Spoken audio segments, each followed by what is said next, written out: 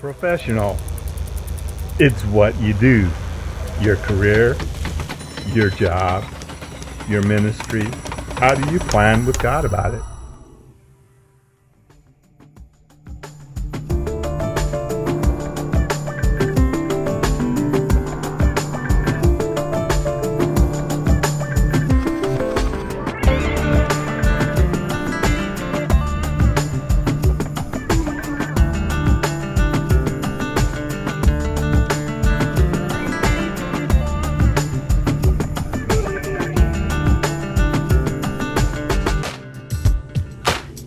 Welcome to Podcast 32.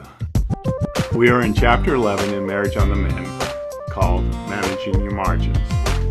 Today we will be discussing the professional goal. What do we do when we discuss in these areas, Penny? Okay, so when we talk about professional, for us now that's our ministry because it's full-time for us. And so we just talk about goals that we have, together. Before we were in ministry, we were both in education. There might be a class that one of us needed to take over the 90-day period, or a resume that needed to be written, or something like that. And so basically, this category covers just what it says, professional and career. We also hold each other accountable. We both tend to be a little type A, and we can work really hard in this area. And sometimes we might need to back off a little bit and get some space and margin around it. So if you're a stay-at-home mom or dad, that's where this is the category where that would fall. And you talk about anything related to your profession or your career. A lot of your homeschooling, that this would fall under that category as well. So we just go back and forth talking about, what things need to be accomplished over the 90 days in that area, and it's kind of like a checklist for us. And again, just like with any area, if we don't meet all the goals, we don't beat each other up. We go through an assessment time, because we're always looking back on the mini marriage retreat 90 days, and then we're looking forward 90 days. And that's kind of like what you do in the business world. You do look at your goals. If you're a teacher, you have lesson plans, and you have the state tests that you have to teach to and get the standards out to the kids. But here's some tendencies you can have in the area of professional.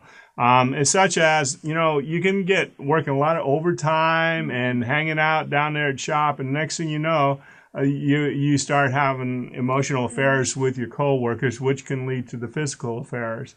And then another thing too is, a lot of us travel, and the one spouse has to stay home while the other one goes. Well, when you're away from home a lot, it's really tough to manage your home. But you have to figure out how to put some safeguards in there. And, you need to understand that your work, pays for your bills and puts a roof over your head and food on the table.